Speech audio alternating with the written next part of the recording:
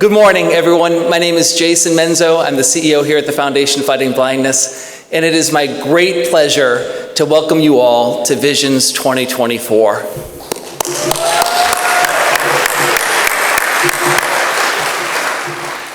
To set the stage, I'm standing on a stage at a podium. I'm wearing a gray and blue light checkered suit. I've got a dark blue tie on. On either side of me are two very large screens that have the Welcome to Visions 2024 logo on them. We're standing in a large rectangular room. There are 53 round tables in this room, and about 500, actually probably a little bit more because it looks there's a bunch of people standing in the back, about 500 people here in the room with us today. And I am thrilled to be welcoming you all here to Visions. I want to not only welcome everyone who's here in the room, but also welcome those that are streaming on Facebook from all over the world. We started streaming elements of Visions back in 2018. The first time we did it, we had, again, almost 500 people in the room, but there were tens of thousands of people who watched the content from Visions from all over the world. And I truly believe that that helped to catapult the foundation to the position it is today, where people from all over the world are engaging with the Foundation Fighting Blindness, which is a really exciting thing. We have people here in the room today from all over the world, plus those that are streaming on Facebook. Visions is such an incredible opportunity and an incredible moment for this mission. It happens only once every 2 years, and it really is a special experience where members of our community can come together and meet one another, socialize, network, learn about what's happening in the research, learn some great skills and content as it relates to technology or mental health or travel, like we're going to have at this meeting here today and tomorrow.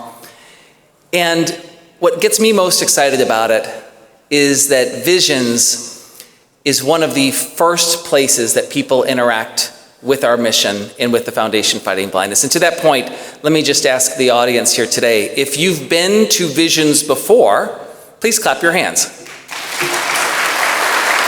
Oh, I guess I should clap my hands as well. Believe it or not, I've been here with the Foundation for 6 years. This is actually my second Visions only that I've attended because it was canceled in 2020 and I had COVID in 2022. So this is my second Visions, which is really funny. Okay, here's the other side of the coin. If this is your first Visions, please clap your hands.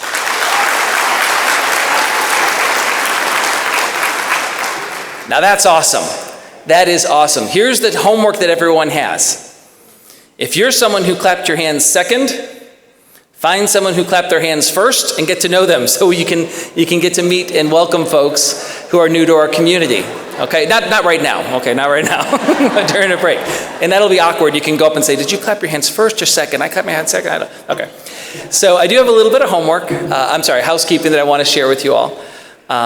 Number one, a couple of our science sessions will be offered both on Friday and Saturday. So if you were reviewing the program and you said, gosh, I really wanted to listen on that session, but you know that's happening at the same time as another session I'm interested in, some of the content will be repeated, and that's based on feedback that many of you gave us after Visions 2022. Specifically, the optogenetics for sight restoration session will be held both Friday morning and Friday afternoon. The stem cells and regenerative medicine session will be held both Friday and Saturday morning. All sessions will be audio recorded, so if you miss a session, don't worry, you will be able to receive the audio recording of everything after the conference. And one other piece of housekeeping, if you're using an assistive listening device, the channel for this session that we're in right now is red. And we're going to get things started with our first session. It's just a few minutes after 9. It's my pleasure to welcome to the stage Peter Ginsburg, Chief Operating Officer here at the Foundation Fighting Blindness. He's going to be moderating the technology session. So what we just heard from Good Maps was a terrific segue to this first session of Vision. So please help me welcome Peter to the stage. Well, good morning. And welcome to Visions 2024. Excellent to have everyone here in the room. I'm Peter Ginsberg. I'm the Chief Operating Officer for Foundation Fighting Blindness, and I'm really excited to moderate our first session here, which is entitled Technology, the Greatest Equalizer. I want to go over a few housekeeping items before I introduce our great panelists here. First of all, we're going to have a lot of time for questions at the end of the session. It's an hour and 15-minute session. I'm going to make sure we leave a lot of time for questions. So as you think of questions, as we walk through our comments, please jot them down, and we'll have time for a number of questions at the end. If you're using an assisted listening device, as Jason said, please turn to channel red.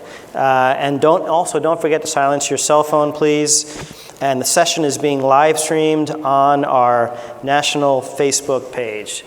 So now let me get to the fun part and introduce our panelists. I've had a lot of fun getting to know a couple of them over the years, and I've had a chance to really speak with a few of them, with the whole group this morning. But I'll start at the end. The gentleman in the fancy gold hoodie is Mike Hess, and Mike is the founder and executive director of the Blind Institute of Technology.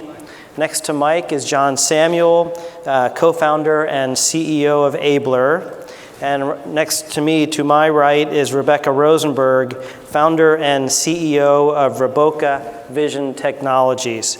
So I'll have each of our panelists speak for about 5 minutes about their background and what their organizations are focused on, and then I've got a few prepared questions as well. So Rebecca, why don't you lead us off? Sure, absolutely. Hi, everybody. Happy, what day is it? Friday? Happy Friday, everybody. My name is Rebecca Rosenberg. I am the founder and CEO of Roboca.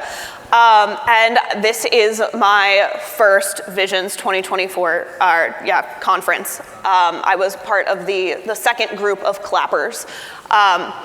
I have low vision as a result of albinism, which, as many of you know, is a rare genetic condition, affects the body's ability to produce melanin. And so I have really been low vision for my entire life. It is something that doesn't really get worse, it doesn't really get better.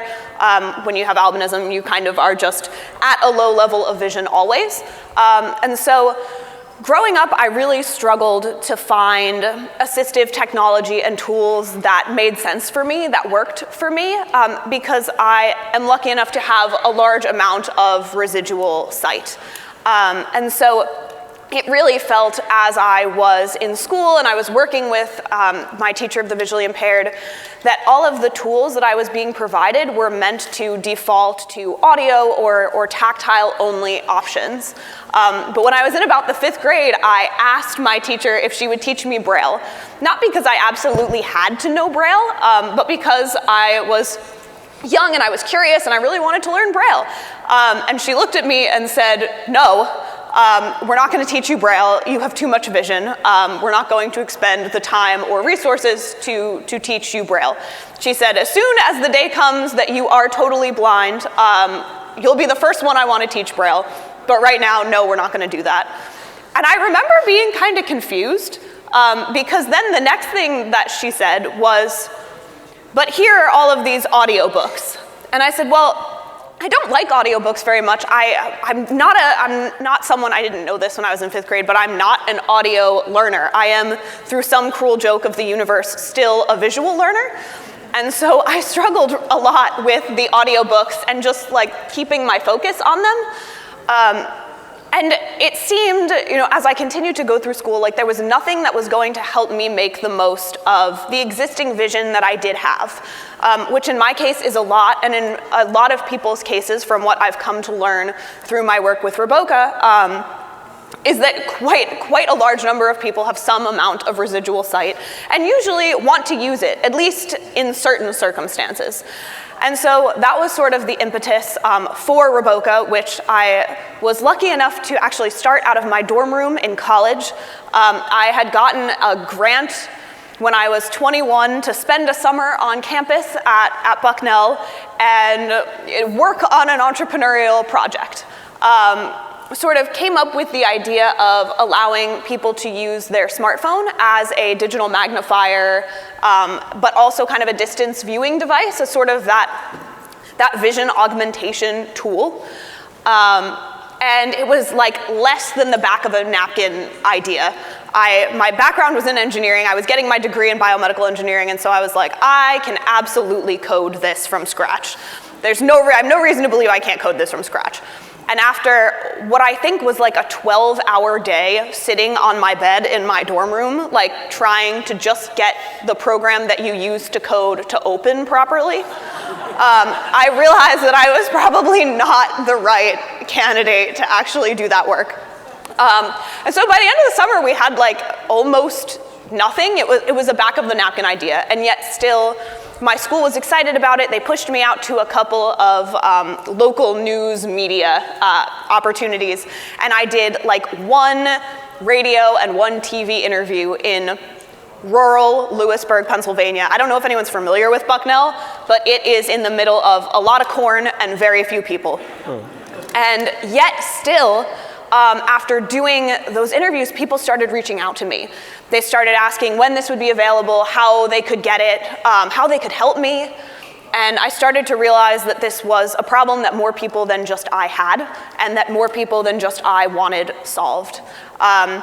And so that started off what has now been a 5-year journey, creating the Roboca technology, which is actually available here for the duration of the conference, which is super exciting. I don't think we have a QR code, and that's probably my fault. But Roboca is available.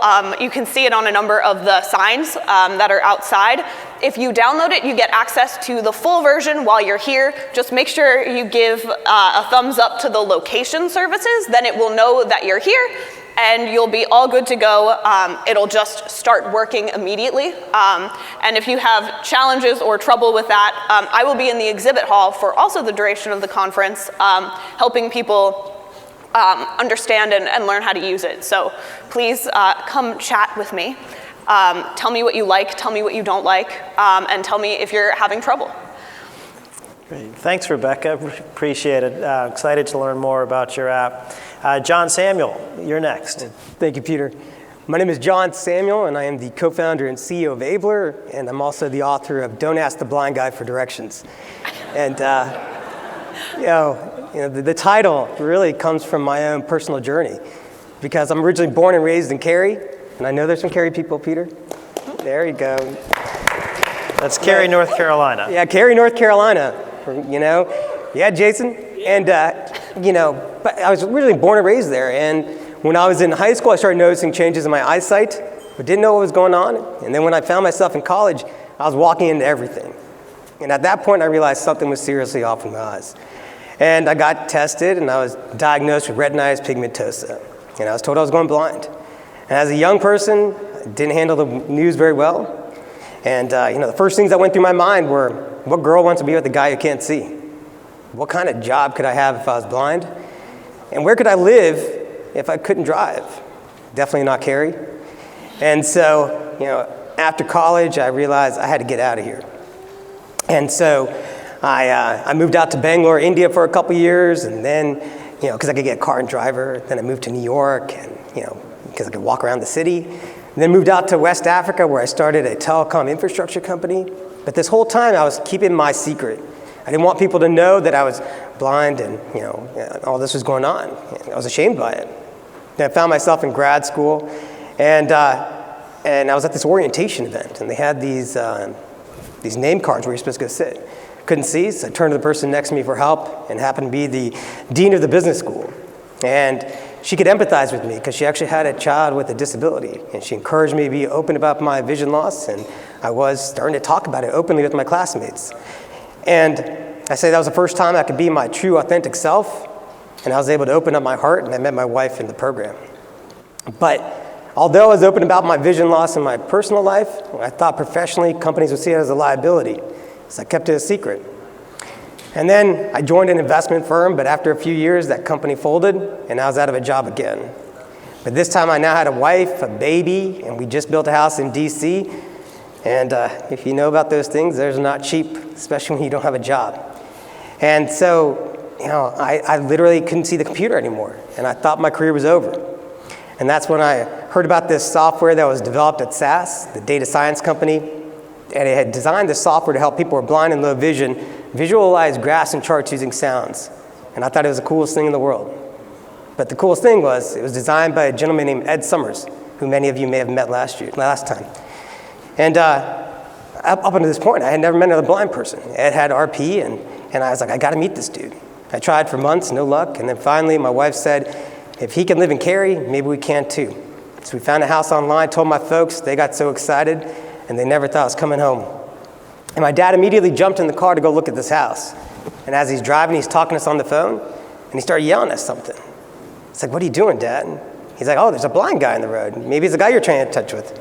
It's like, Dad, please don't yell at blind people. It's like, don't yell at anyone on the road. And he's like, all right, gets out of the car and walks over to this poor guy and says, are you Ed Summers? And the guy goes, yes, I am. And my dad puts the phone in the poor guy's ear and says, my son's trying to reach you. And after apologizing to Ed, he agreed to meet me. And I came down that next weekend, and a 30-minute conversation turned to 3 hours. And Ed introduced me to the world of accessibility. And more importantly, he showed me that my career wasn't over. Fast forward, he introduced me to a company called LCI, which happens to be one of the largest employer of people who are blind in the country, and they're a manufacturing company. And when I met with the president, he wanted to create a new business that would create upward mobility for people who are blind in tech. And so I ended up coming down to start that new business for them. And based on my own lived experiences, at Abler, we're doing 3 main things. We're eliminating the digital divide through our digital accessibility services, where we now have over 160 clients, including Lenovo, the Robert Wood Jr. Foundation, the American Medical Association. And then we're also changing the mindsets of people and organizations, where we have a disability inclusion training. And now, most recently we just signed Ulta Beauty, the makeup company, and they're going to be rolling it out to all 55,000 employees. And then we realized we're now making the workplace more accessible and inclusive. We had to create pathways for employment. And so we launched Abler Works, which is a workforce development program to train individuals to get in tech-related fields. And so now we have over 30 folks in our program over the last year and a half, and 56% of them are getting jobs within 90 days of completing our program. And then now we're starting a high school program, because the earlier intervention we can have, we can get put them on the right pathway for success. And so it's just an honor to be here with you all today, and thank you, Peter. Thank you, John. Next up, we have the man in the gold hoodie that I love, Mike Hess. Good morning, good day to those of you live streaming right now. My name is Mike Hess. I have cone rod dystrophy, which is a big bucket of they don't know what's going on yet. And I started, so my vision loss story started a little differently than my amazing panelists here, which I'm thrilled to be on stage with, especially you, John. First time we've done this. And Rebecca, so super excited. FFB Foundation, thank you for having me here. My first Visions conference, actually Scott Burt, wherever you are, you brought me to my first one when it was in Broomfield, Colorado, like 10 years ago. So I was there, so my second. But my vision loss story actually started in first grade, which was shortly after the Mayflower landed, something like that. So it's been a minute, and they used to send the first graders down to the nurse's office, and you would stick your head in some kind of helmet thing, and they would say, tell me the color of the closest whatever, and I'm like, I don't know, like what's over there. So, but growing up in a small town in Ohio, I moved. The optometrist equipment clearly wasn't strong enough. So, but I went in there, and the optometrist actually told my mom that I was faking it. And here's a placebo pair of glasses, and make sure that he sits 6 feet from the television. And my mom really knew within hours or days that it was BS. Beautiful stuff. PG-13. My mom knew that wasn't accurate. So next town over, ultimately ended up at the Cleveland Clinic, fairly renowned eye institute. And after several experimental procedures, that sort of thing, I remember I was 7 years old, and Dr. Dong came out and was talking to my mom and I and says, he's got the earliest onset of macular degeneration we've ever seen. Your son will be totally blind by the time he turns 18. And I'm 7, and I looked up at my mom and I'm like, Mom, what's blind? And the strength of a lioness, only a mom. She says, it just means you're going to be special, son. Mm-hmm. Yeah, so.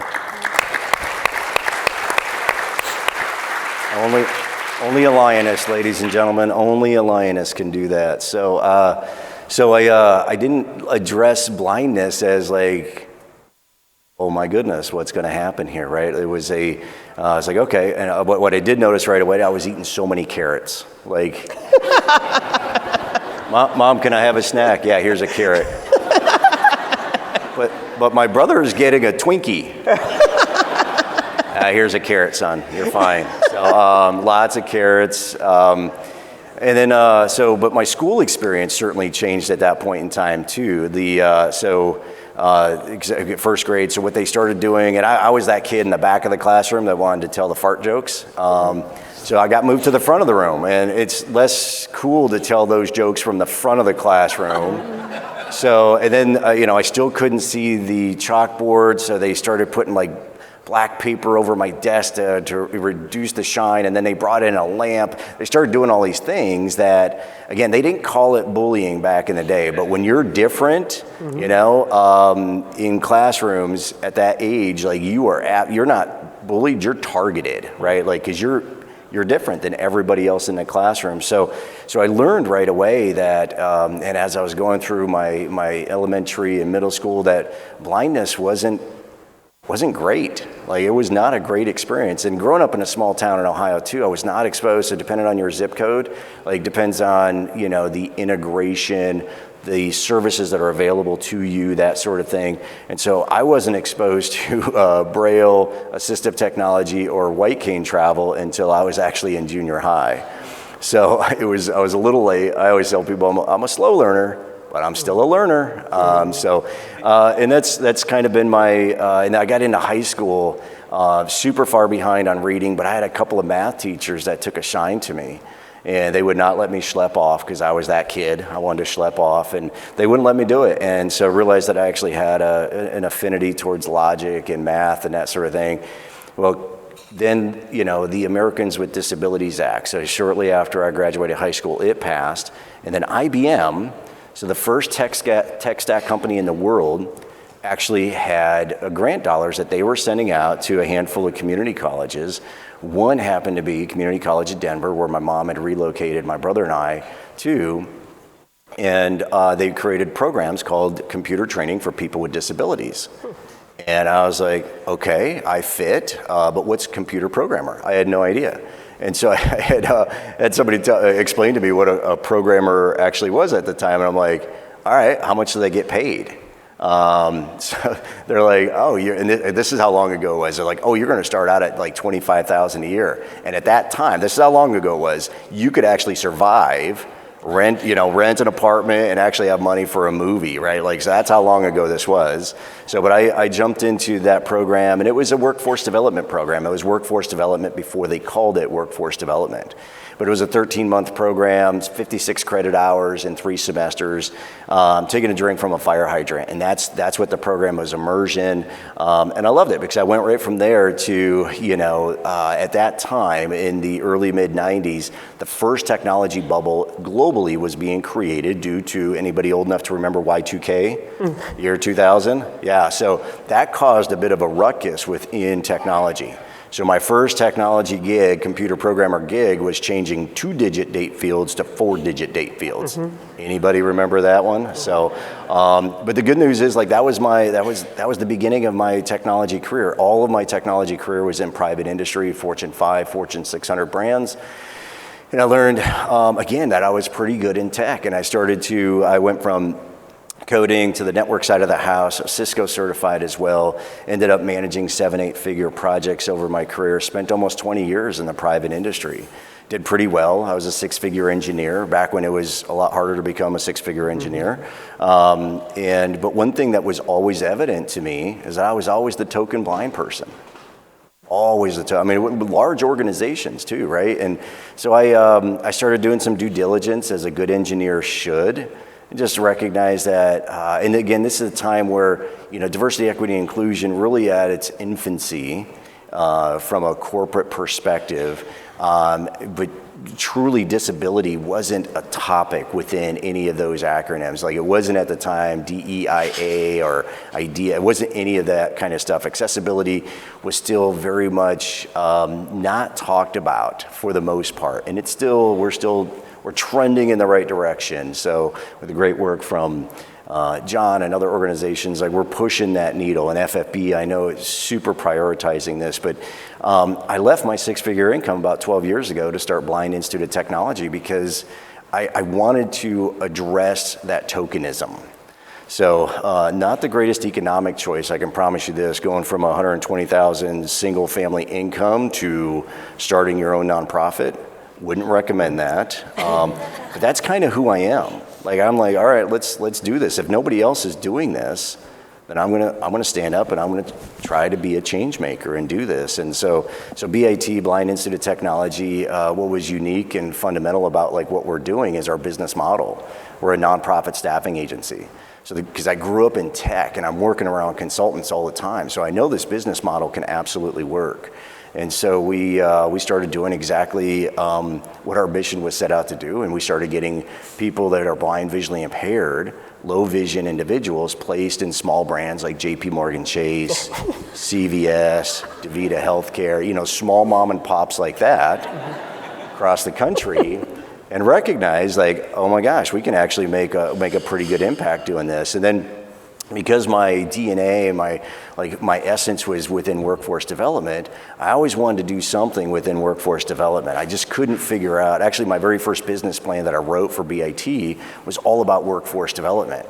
However, I couldn't figure out how to make it revenue positive for me. So we started from a placement perspective, and then in 2017, we were the first organization in the country, really in the world, to put 6 blind, visually impaired individuals and 1 neurodivergent individual through the Salesforce Administrator certification.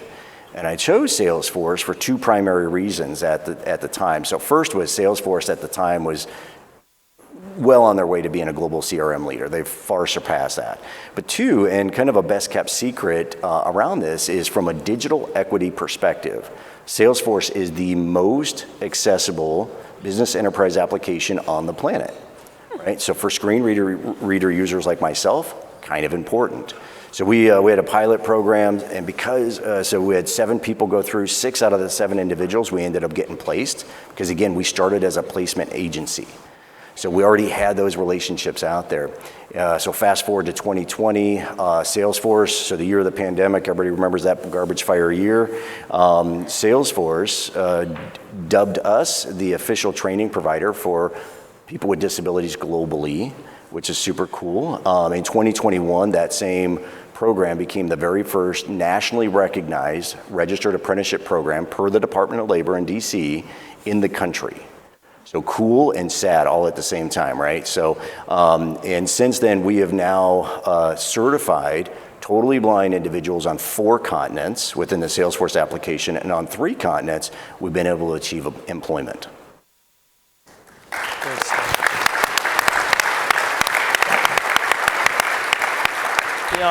I think, this is Peter Ginsberg, I think we're very fortunate to have folks like Rebecca and John and Mike doing what they're doing. I think what you folks are doing can help our community on a day-to-day basis, and we really appreciate that. And I'd love to ask you a few questions and then give the audience some time as well.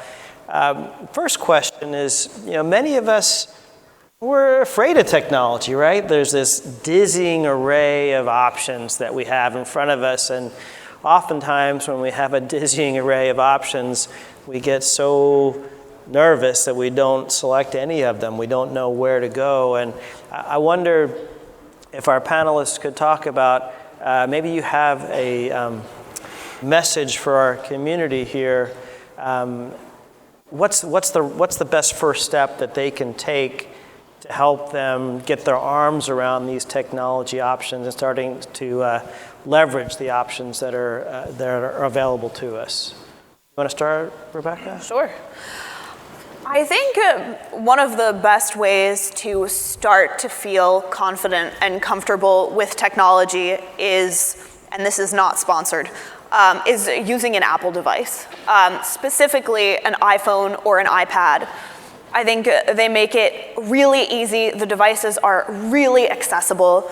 And just, if you're really someone who's uncomfortable with technology, just taking those first few steps to learn how to, properly send a text, learn how to use your email on your phone, learn how to do some of those basic things, and then start to branch out into other apps. And maybe at first it's apps that you like, that are maybe fun for you, if you're somebody who likes chess or solitaire or different little games.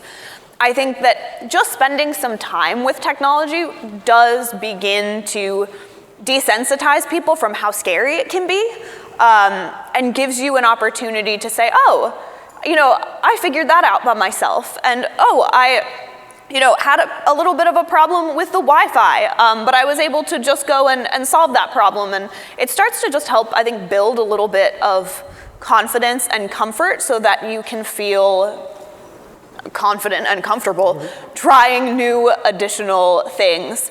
And, really test out those accessibility features. Go to the Apple Store and ask them to help you set up some of the accessibility features. Apple was my first word. That's a true story. And I will still yet go to the Apple Store and ask them questions, ask for help, ask why the new iPad doesn't support Zoom mode when the old iPads do, and if they can fix that. So really, use those resources, and just start with the basics. Don't overwhelm yourself with, I have to learn, JAWS immediately.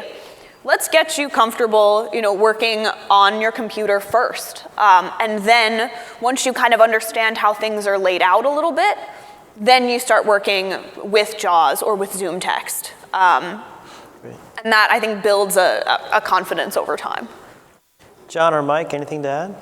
Yeah, I agree with Rebecca.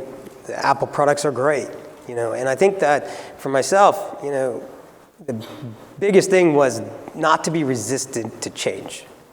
And I think that, when I started using, the way I was using my computer when I had sight, and I was resistant to change. And so I kept I was keeping old systems, old technology. I wasn't being open to what's available. And I remember, I tried to hold on to my BlackBerry as long as I could because I didn't want to lose my tactile buttons. And, and it's that kind of change, that resistance. And so, but I remember the very first time that I heard a screen reader. Because when I met Ed Summers, the person my dad chased down on the road for coffee. And I remember sitting there listening to Ed. And for me, I was relying on my sight to use my computer, and it was very slow, giving me headaches, making just like pain all over my body. But when I heard Ed, just during that coffee, sending text messages, sending emails, making introductions for me while we were just sitting there having coffee, and the speed that he was able to do this, I was like, that's amazing. But when I heard his screen reader, it was like, blah, blah, blah, blah, blah. And I was like, oh my gosh, what in the world? And when I tried to use the screen reader that first time, I was resistant because I felt like my body couldn't keep up with my brain. And so I couldn't understand how to use this technology. So I was resistant. But what I started to do was I started to listen to audiobooks, something that we all have access to. And I started training myself to listen faster and faster. And so, for myself, I think it's just being open to change and taking advantage of the tools that are out there. And I remember when I was at Johns Hopkins, there was a Dr. Goldstein in the low vision clinic, and she told me, she's like, I was a runner at the time. She's like, do you want to run with like old shoes with holes in them, or do you want to run with the best shoes? And so with that, I think, using the technologies out there and not being resistant to trying new things. Thanks. That's great. Mike? Totally agree with both of my panelists here. As like the downward trajectory for my eye condition, like resistance, and again, because my background, like I realized like being low vision or blind was, society's eye is not good. And then when I was in corporate, recognizing like A, I was the token, but B, like there isn't anybody else out there like me, right? Like, and so it was super intimidating for me. But the good news with me with my lived experience was I was already technically inclined. And so to me, delving into additional tech was kind of natural for me, and it was also perpetuated because I was, like if I'm the sole breadwinner in my house and I have, wife and 2 kids, like I absolutely did not want to not be able to provide for my family. So I was very motivated, by adopting new technologies, and the Apple products, absolutely amazing.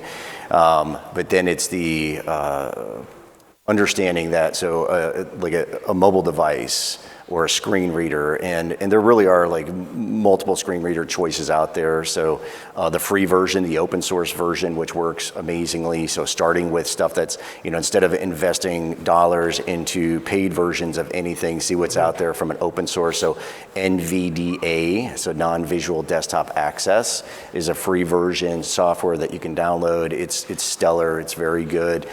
It'll get your feet wet within, kind of assistive technology, and you could slow the voice down, way down, start to play with these kind of technologies, and then like understand like, okay, so just because I got a screen reader, so now I can do everything that all my other sighted peers can do. No, not even close.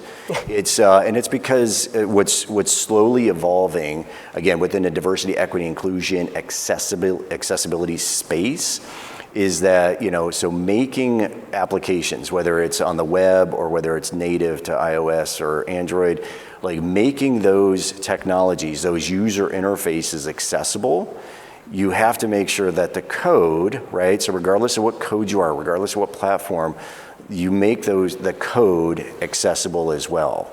And so what we do is, so we offer for Blind Institute of Technology, we actually have a free giveaway on our website. It's a free resource. It's a digital accessibility user guide, and it's for non-techies to speak to techies. Okay, so again, what's brilliant about Apple, what Steve Jobs did, is they created a space for technology to be used by everybody. Right? You don't have to be a programmer to understand tech when you're talking about the Apple ecosystem. That's what's so brilliant about what Steve Jobs did. So, but when you think of the proliferation of all these websites, all these apps that are out there, and yet the coders that are making these apps, all this amazing tech out there, if it's not coded, right? Doesn't matter the platform. It's not coded correctly to make sure that screen readers can actually engage with that. And it's not just screen readers, by the way, but so our user guide is meant for the common non-technical person to speak to technical individuals. So again, you don't have to be a computer programmer to be able to speak this assistive technology, but you need to be able to advocate for yourself. And that's the user guide that we provide. So again, non-technical people to talk to technical people. So. That's great, Mike. And you mentioned NVDA, not NVIDIA, but NVDA. Correct, yeah. Can you talk more about that and how you found it and how you've leveraged it? Sure. So a lot of the assistive technologies that are out there, and there are so many resources that are out there. And actually, in this room right now, there are some brilliant assistive technologists that are in this room, way beyond me. But so within the screen reader space, right? I mean, obviously native to Apple products, iOS, even Android. So the two so Android is TalkBack, and it's native in your operating system. So again, that's what's super cool about the ubiquity of all of this technology, that it's literally in your pocket. Doesn't matter if you're team Android or team iOS, it doesn't matter. So within iOS, it's VoiceOver. Okay, and then on the PC side, right? So Chromebook has its own.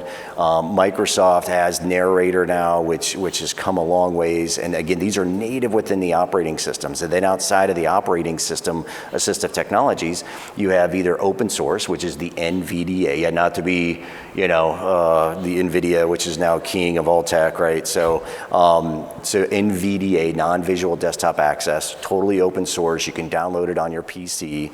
Or there's a paid version called JAWS.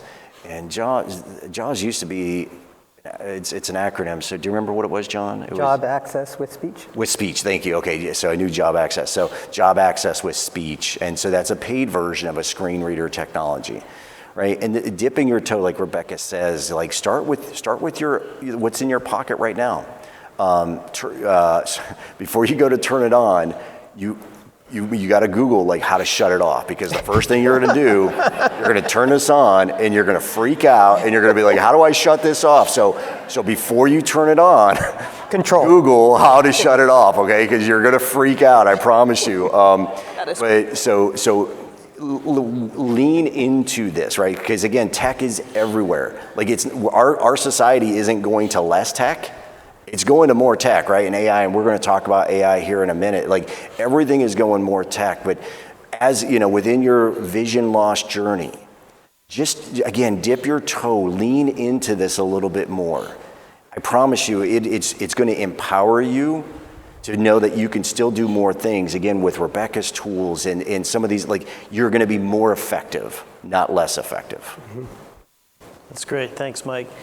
John, is there a technology platform or app that you really appreciate most that you can tell our audience about? Yeah, there's a lot of different types of technology that I use on a regular basis. On the apps, I use Seeing AI, which is really good. We talk about the AI. I remember the first time I used Seeing AI. It's an app that can tell what's in front of you, like image detection, and provide audio description of what's going on. And I remember the first time I used that app, and I went to a restaurant with my wife, and we had just had a baby, and she was just trying to take care of the baby. And so my options at a restaurant were only the one thing my wife would tell me was on the menu. So I had to just eat whatever she told me. And when I had this app, all of a sudden I went to the menu and I was able to read and I was able to order on my own, and it was fantastic. And so, and now, we're seeing the AI being built into so many other things. So actually, the glasses I'm wearing right now are the Ray-Ban Metas, and they have built-in AI. So if you all don't mind, can I take a picture of y'all? Is it okay if you can clap? If that's okay? All right, good. All right. I'll take a picture. All right, got a picture. And now I'm going to ask it what's in front of me. Hey, Meta, look and tell me what's in front of me.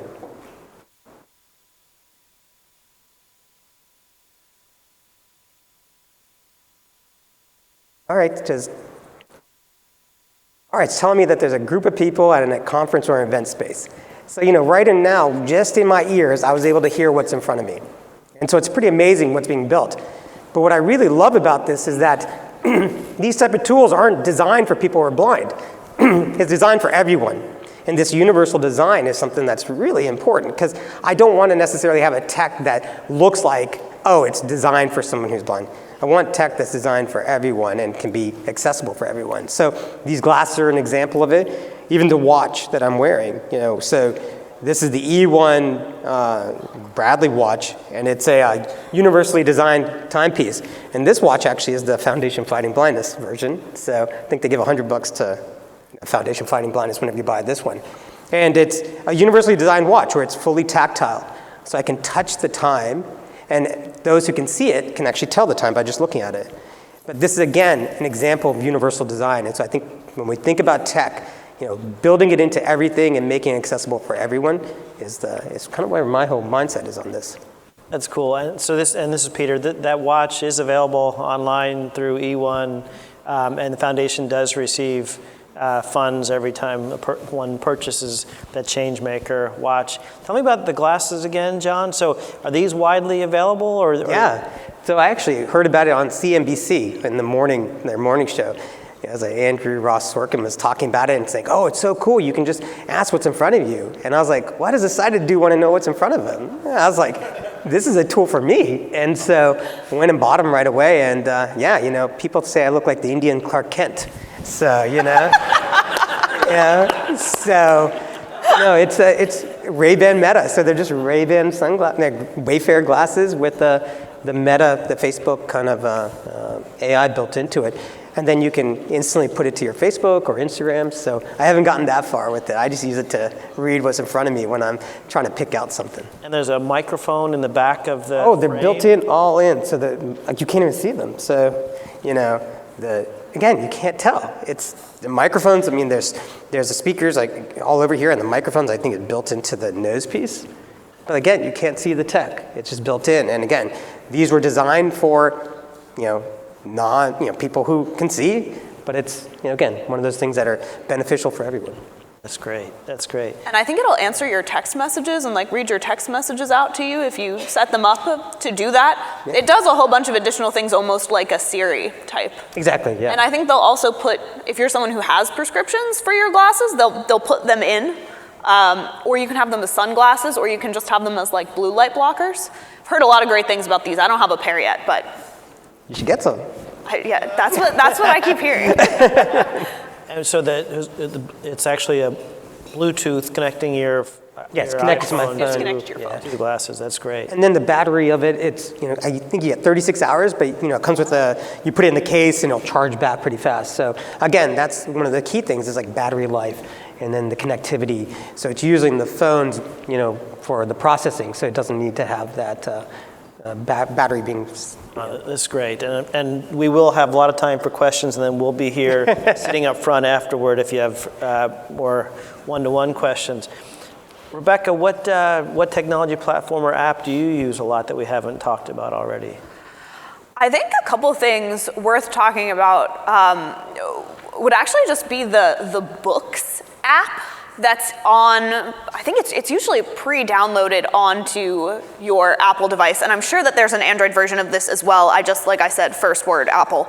And so I actually, when I was in, I think the 6th grade was when the iPad came out for the first time, and that was really the first assistive technology that I was ever provided that was ever useful to me.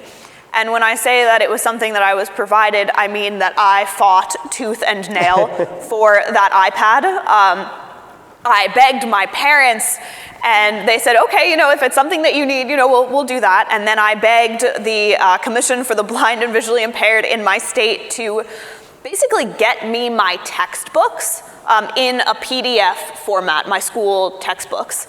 And it's a lot more ubiquitous now to have things just easily available in PDF form. But what I was finding was that there was so much more I could do. Similar to Mike, I was always math inclined. And it's really hard when you're, getting kind of beyond a certain point in math to listen to your books, because it's like you're trying to verbalize a very long formula of some kind. It just stops making sense after a second. And I could make a lot of different adjustments. I could make the font enormous with these PDFs. They were just so clean. So I think that's a really underutilized tool for any type of print material that you might need to maybe not just have for a second, the way they're sometimes available online, but things you want to save, books you want to read. The ebook file formats I find to be not as good, especially if there are pictures or graphs or anything. The PDF formats, which are, like I said, really, really ubiquitous now, work really well, and you can save them to your device through your iBooks app. So I think that's a fantastic tool.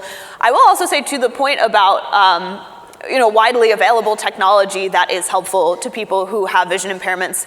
I believe it was Siri that was initially designed as a tool for people who are blind and have low vision, which obviously it has become far more than that, and I'm sure a lot of people in here use Siri. But she's very powerful, and she's getting even more powerful. And so I would highly recommend, take advantage of that. Try new things. Give her a command that you've never given her before and see what happens. You can always, backtrack your way out of almost anything if you get something you don't like. But Siri is a really great tool, and as they're, I think now beginning to incorporate even some chat GPT capabilities to Siri, she's going to get all the better. That's great. Thank you, Rebecca. So, this panel is all about accessibility, technology, the greatest equalizer. There's a term that we use a lot at Foundation Fighting Blindness. It's AIDE, A-I-D-E, accessibility, inclusion, diversity, and equity. And Rebecca, at Reboca, you just announced a really cool new deal with the museum in San Antonio that kind of hits across all of the AIDE spectrum. And can you tell our audience a bit about that new relationship? Yeah, absolutely.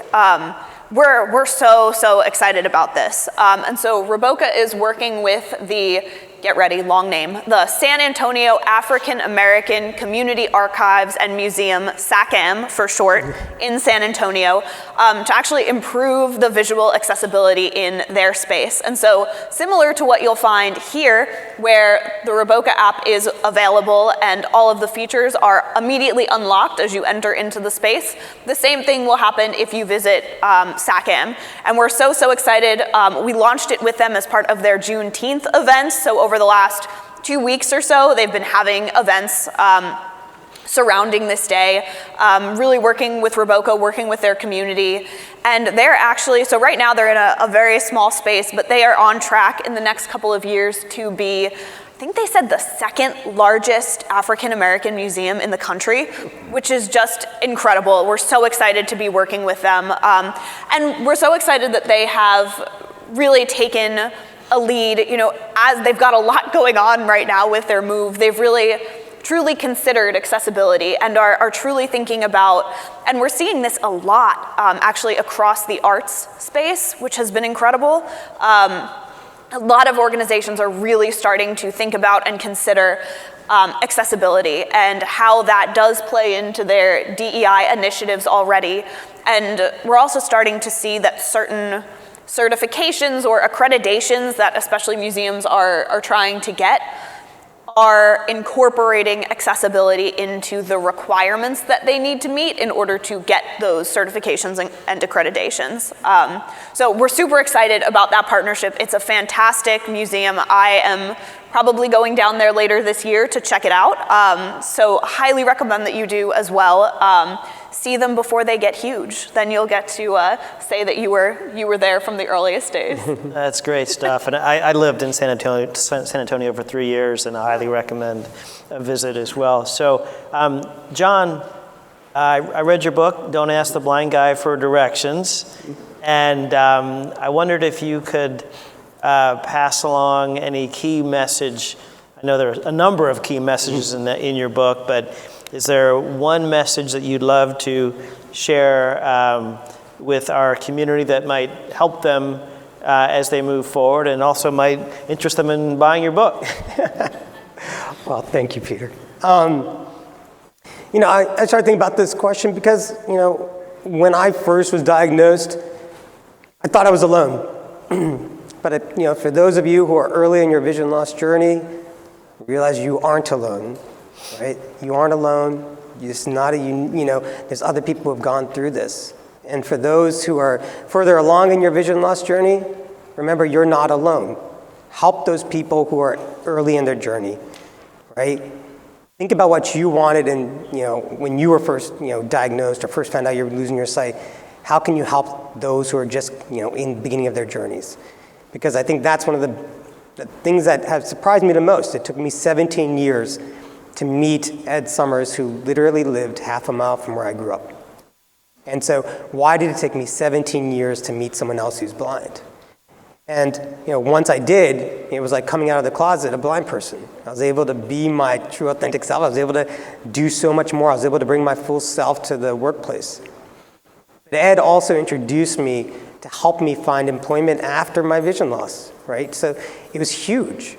And so I sometimes feel like I've seen people out there who are doing really well in their careers. It's like they got in an elevator and they went up and they let the door close behind the next person. So leave breadcrumbs, help other people. And for everyone else, we can all be allies to people. at any stage in their vision loss journey. So I think that's a big part of my journey, was that I had allies across throughout the journey that didn't let me stumble or fall. And so, I think as I wrap up, I want you all to realize you're not alone, and we can all be allies. That's great. Thanks, John.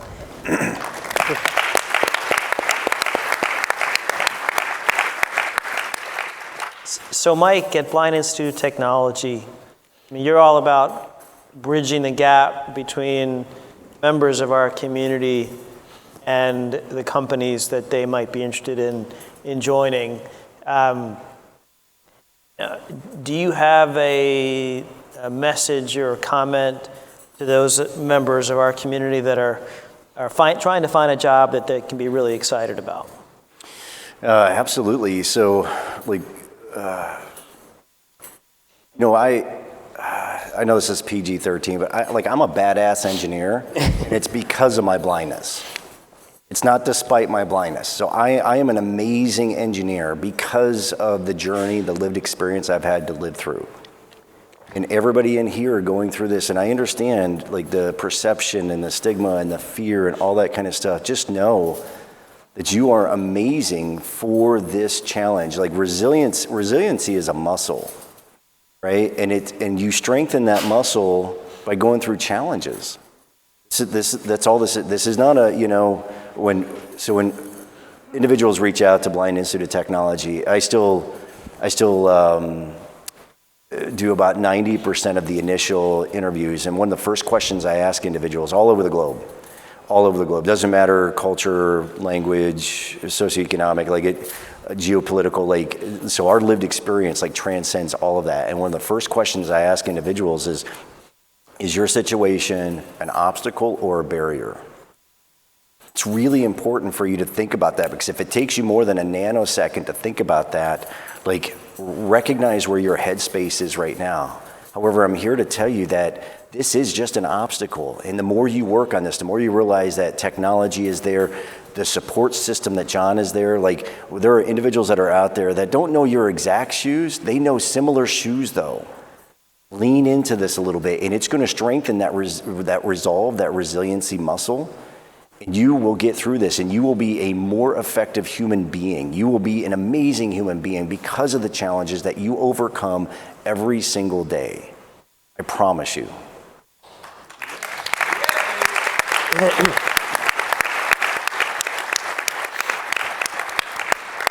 I love it. All of our panelists today are focused on either knocking down those obstacles or getting around them. And we appreciate your support in doing that. So ready to ask questions of the audience. We have folks running around the room with microphones. So if you have a question, please wave them down, and we'll have the microphone come to you. And while we're getting ready for that, Mike, I've got one question for you. John told me last night, he said, you'll be able to find Mike, he'll be wearing a gold hoodie. And I thought he was kidding, but clearly wasn't. So what's the story with the gold hoodie? What's the story with the gold hoodie? So what's the Elvis impersonation going on up there? So for those of you who don't have, apparently this is a very goldish hoodie. It's not yellow, it is goldish. And so so we are the official training provider for Salesforce globally, third largest software company in the world, and they have the largest tech conference in the world called Dreamforce, and Dreamforce 2023 was the date, and at the beginning of their conference, so 170,000 people show up virtually. Downtown San Francisco is literally transformed. It's an amazing event, and that's what it is. It's an event. It's not a conference. It's an event. But so the two co-founders, Mark Benioff and Parker Harris, they do a keynote to kick it all off, and there's 10,000 people there, and then there's millions being live streamed, that sort of thing. And so they acknowledge one organization and or person who is making a difference within their ecosystem. And we were honored to be the Trailblazer Award winner. And that's so on my hoodie, it says Trailblazer. So this actually came from,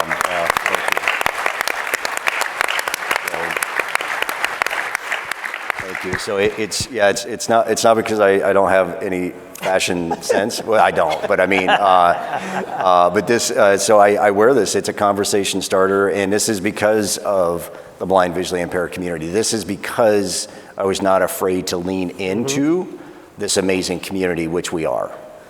Yeah, excellent. Good, Mike. Looks like, Jeff, you're with someone with a question. Hi, Bob Bell from Ascidian Therapeutics. Question for John and Mike, and perhaps a follow-up to Peter's last question. Are there any fundamental principles or guidance that you can share that you think can help an employer set up for success in creating an accessible environment and to tap into the talent in the blind and low vision community? Great question. Yeah, well, I'll start here. I think one is, there's a couple things. I think one is talk to people and understand, what accommodations you need to do to set people up for success, right? Have those conversations. And then, that's a simple thing, just having questions, talking to people, asking them, how's it going to set you up for success? And again, when you realize that a lot of these accommodations are less than $500, people think it's going to be really expensive, but it's not. And I also think that it's also important to be intentional of where you look for talent. So many people are like, we can't find great talent. Now, where are you looking? Have you gone to BIT? Right? It's people are there. You just have to go to where they are. And I think if you can start to, create those inclusive experiences for people to interview and set them up for success, not even just to get into the job, but create that whole pathway from employment to retirement. Think about that whole aspect, making sure that's accommodating and inclusive, and then also making sure that you're tapping into the right resources to find that talent. And I would, again, technology is the great equalizer. Into all three of us, said that, yeah, that's, again, Rebecca she's got a startup tech company, right? Amazing. John's we've been talking about, from Meta to, so within the business environment, and I don't know where you are out there, so I apologize. So I'm don't mean to not look at you, but I'm struggling here. So, but when you think about your work environment, the software that you're using, right? So there's a good chance that you're either a Microsoft or a Google shop, right? Good chance that you're using Adobe, right? PDFs, right? So there's a good chance from a CRM perspective, again, that you're using Salesforce. So when you start thinking about the business tools in general, that you're any employer out here, okay, listening online, think about the software tools that you're using right now. Okay, the cool thing is, again, Microsoft, and there's a Matt, wherever Matt's here, amazing Microsoft expert when it comes to all things Microsoft accessibility, here in this room right now. Google experts that are out there that can tell you about how Google and accessibility go hand in hand. It's a parallel path. It's not this bolt on. It's all parallel, okay? So Adobe, again, not the first rodeo that they've been on from a digital equity perspective. So when you start thinking about the software that you use to do your business, so is that software accessible first and foremost? Now there are some outliers out there, okay? And so you have to, as an employer, first create an environment that is inclusive to our community. Okay, so it's got to be intentional. So you decision maker out there have to be intentional.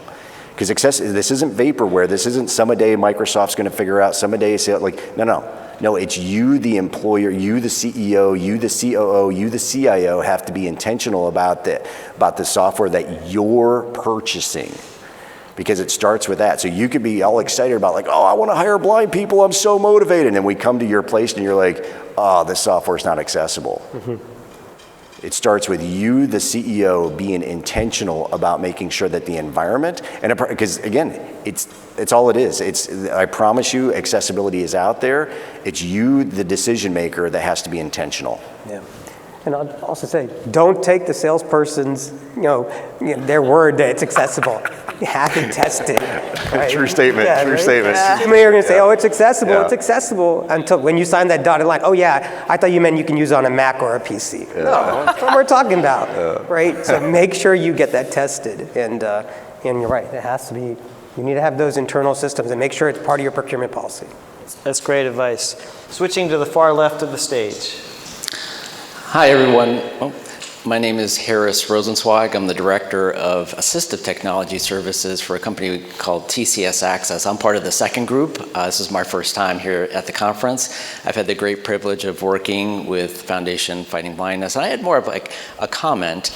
I've been steeped in the business of assistive technology, helping people to understand what are all of the available options out there and then providing training services to them. That's what our organization does. And I just wanted to emphasize the importance of, if you're going through this, you're on your own journey, you're trying to figure out what's going to work best for you, to seek out a professional who has a lot of this experience, who can help you to translate what technologies might work best for you, and then how am I going to learn how to use this technology to do the things that I want to do in the way I want to do them. And I just appreciate hearing all of your stories. I've gotten to know some of you on the stage there, and I also wanted to emphasize as well to lean into all the various blindness organizations out there, ACB, AFB, NIB, NFB, use the community. So I just wanted to say those few comments. Thank you. Thanks, Harris. And Harris, we appreciate your help with our team as well. I think in the middle, Ann Wagner had a question. Is that Ann? I think that's you, right? Hi, can you hear me? Oh.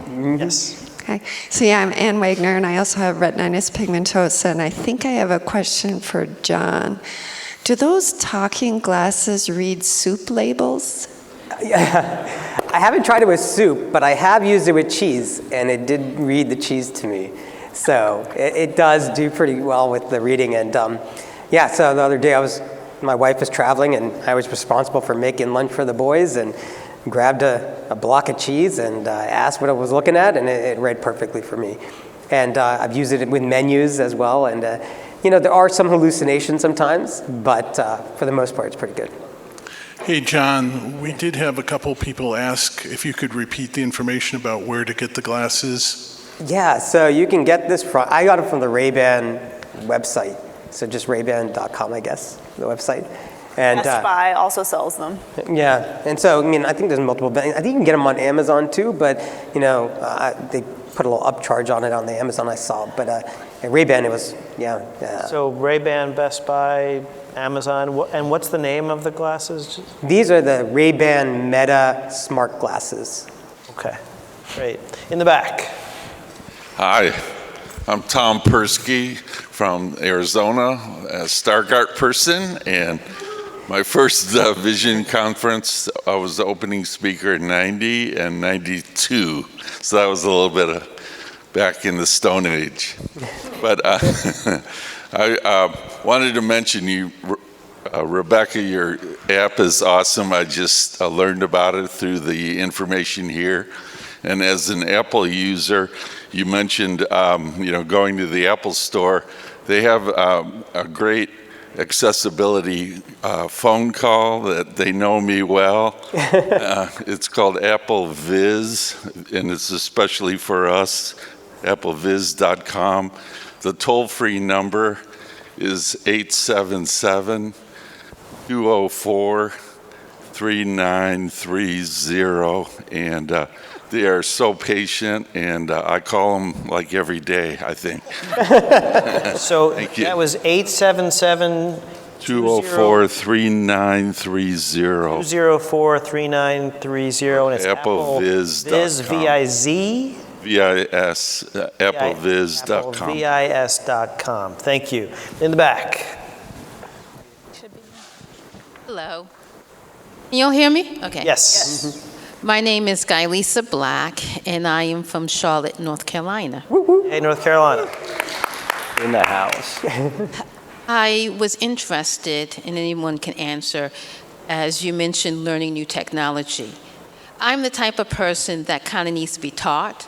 The video games where you can just push any button, that's fine, but when you have to explore and go all over the place, it's just a little frustrating.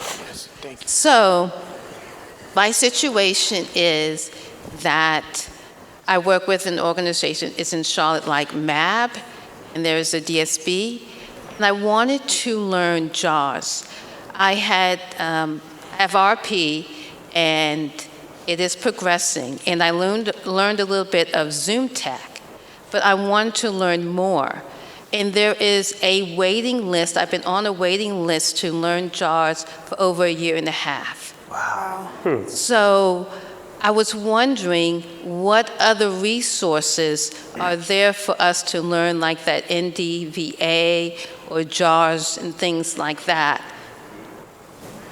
Do you guys mind? You go first. Please go. Yeah. So the good news is with BIT, Blind Institute of Technology, like we're pretty connected globally, and there are organizations, believe it or not, that'll serve you and your accessible technology needs without necessarily being part of the vocational rehabilitation system.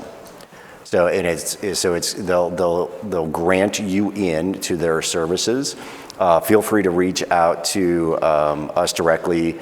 I can be reached at Mike, M-I-K-E, at blindit.org, Mike at blindit.org, and happy to just refer you to these amazing organizations that are across the country, across the globe. So again, do not feel like you are alone in this journey. Reach out, because there are services. We're an hour into the conference. We're already breaking down barriers. Thank Yeah. you, Mike. We appreciate that. And in North Carolina, we do have a sole source contract with the DSB in North Carolina. So, the career center's there, and if you are interested in getting in and getting past that wait list, let me know, and we'll help you there. That's great. Yes, hi, thank you. Mike Walsh, founder and executive director of Flight for Sight. My question for you is, what is your dream technology for the blind, low vision community, and what role might the Apple Vision Pro make in our world? I can take this one just out of the gate. So, a great question. I don't know how many people in here have had an opportunity to try out the Vision Pro. Our company does have one, and while it is probably one of the coolest things I have ever experienced, I think it still has a long way to go for a number of reasons to becoming something that is really usable by the blind and low vision community. So just to kind of start off, and I'm happy to share, I kind of wrote a whole accessibility review of the Apple Vision Pro when it first came out. But one of the biggest challenges that I've experienced as somebody with nystagmus, you are using your eyeballs as your cursor inside the Apple Vision Pro. And there are other ways that you can set up your cursor to use, I think, based on head movements. I think there are some ways you can actually use your hands. But I wanted to see what would happen if I just used my eyes. And it works really well for about 15 minutes, and then my eyes get tired and my nystagmus gets worse, and the eye tracking also gets worse. It's very heavy, and it is there's just not a ton of really killer apps on there quite yet. So I love the Apple Vision Pro. I love the direction that it's going. I think that they are actually working to make a cheaper version now. I read something about that pretty recently, like within the last week. Who knows what the timeline for that will actually be. But I really do think once we get some of the weight and the battery life and the true accessibility for how you navigate in that environment, as well as how, in the case of Apple, something like VoiceOver is going to work within the Apple Vision Pro ecosystem. I think it really will be a fantastic tool, but that battery life, the weight, are really going to be things that I think stop, as well as the price tag, are really going to be things that stop people at this stage from adopting that technology such that it is really usable as an assistive device. In terms of what I see, what my kind of dream assistive technology for this population would be, I don't know. I think I would have to say, something that is really, really customizable. It's something that we talk about a lot at Roboca, something that just through our communication with visually impaired individuals has come out, is that even the same person would very potentially want very different accessibility options in different environments. So I know, for example, people with very, very low vision who have almost no residual sight, but who will use Roboca, which is classically meant for people who do have a good amount of residual sight. They use it like just to operate their microwave. And that makes a really big difference for them in being able to be independent and use their microwave. So I think customizability, even for one person across a number of different environments and situations, would be a huge piece that I'd look for in kind of dream assistive technology.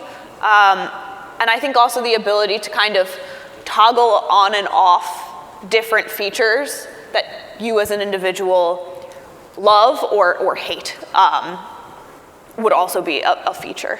I don't know, I'll pass that down.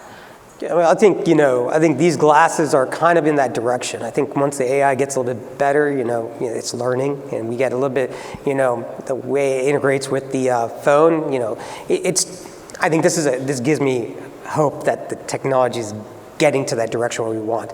Something that doesn't look like it's, again, designed for just one group of people, but designed for everyone. And because it's designed for everyone else, the price tag is much more reasonable than a lot of other assistive technology out there. These are under $300 or less, right? So we're talking about a much more reasonable price tech. So I think when we think about, my dream is affordable tech that's designed for everyone. And then, there were these Bose AR glasses that came out a while ago. And I think Bose stopped making them, but they had a geo center, something in them that when you turn, you could then see, it would tell you what you're looking at. And I think there's a combination of tech that we can combine that's already exist to really create a cool experience for us. Great, thanks. We have time for one more question in the back. Hi, Eric Hartman. I have choroideremia, but I wanted to give you what I found to be a low-tech hack for the technology for many of us, and that is using Uber or Lyft. As far as I know, there's no place to let the driver know you're visually impaired. And I heard a driver pulling up to my house, and his GPS was saying, pick up Eric Hartman on the right. And it suddenly clicked into me. I went in and changed my first name to Eric Hartman, sight impaired Hartman. And whenever any driver pulls up to find me, they already know I'm sight impaired. So it's just kind of a neat hack, and I thought I would share that. Yeah. Any other thoughts on using Uber and Lyft that could help our community? Yeah, well, I love that hack because, yesterday I was running some errands and grabbing Ubers here in the city, and it's a lot different than in Cary where there's just me standing there.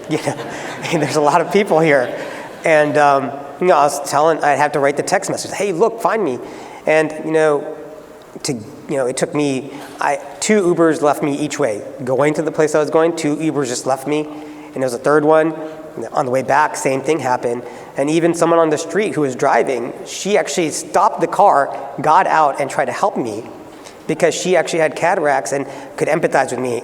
And she couldn't see what sign we were at, so she couldn't help me that much either. So, but she's driving, so. But I love your hack, and that's really good. But Uber and Lyft, they're game changers. But there's still some improvements. But I love your hack, so thank you for sharing that. That's great. So we're pretty much at the end of the session. I want to give each of our panelists a chance to remind our audience how can they best leverage your app or your services if they find a need for those in the future. Rebecca, do you want to start? Sure. Thank you so much for having me be here. This has been really an incredible experience. So nice to get to meet all of you.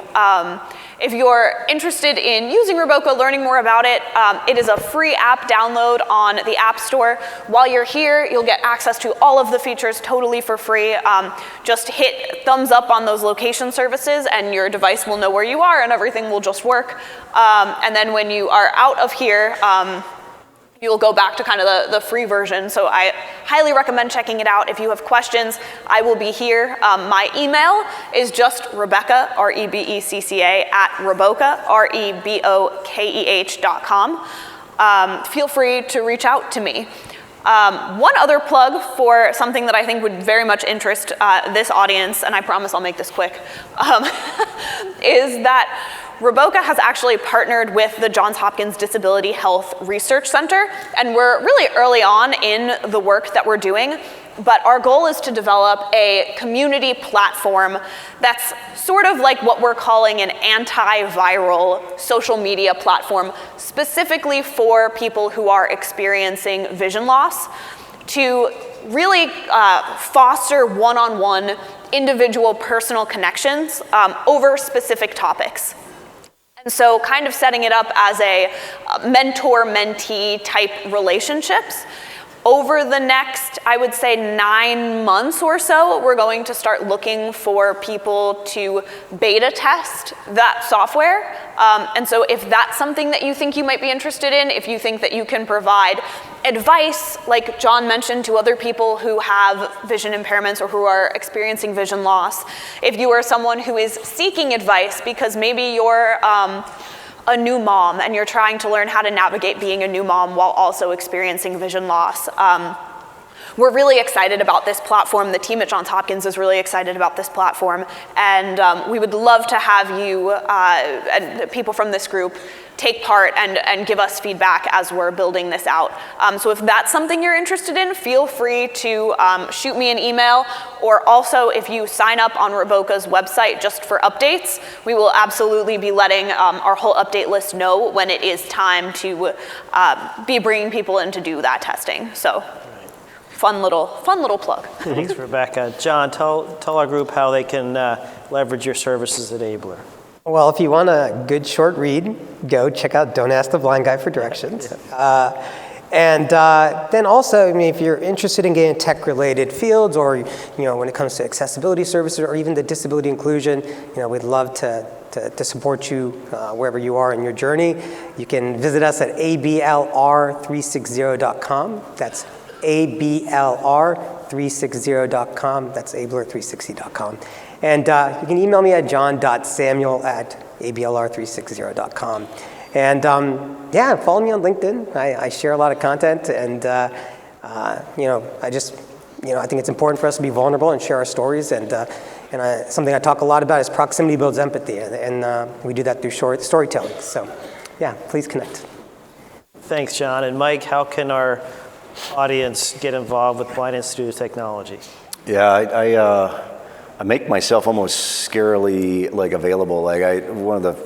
My name, my phone number, my email is all on our website. So clearly I'm a trusting soul.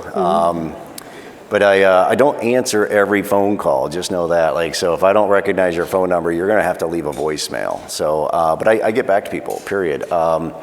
Again, just feel free. If you're, as an organization, you're interested in tapping into what I consider the greatest untapped human potential on the planet, which is us. It is the blind, visually impaired community. Statistically, we can prove that out. So we are amazing. And so if you're an employer looking to tap into this amazing ecosystem, reach out to us from an accessibility perspective, Salesforce integrations. We can speak a lot of different languages to help you as an employer have an amazing workforce, truly. So reach out, lean into this. I promise you, we don't bite. That's great. Well, hey, Rebecca, John, Mike, really appreciate it. Thanks for all the insights. That's fun, John. Yeah, man. My hands out, brother. Thank you very much for attending the session. There's now a refreshment break out in the foyer. Please remember to push in your chairs and personal belongings under the tables. And next session block is science sessions beginning at 10:30 on the 6th floor. check your program per session choices and locations. Thank you.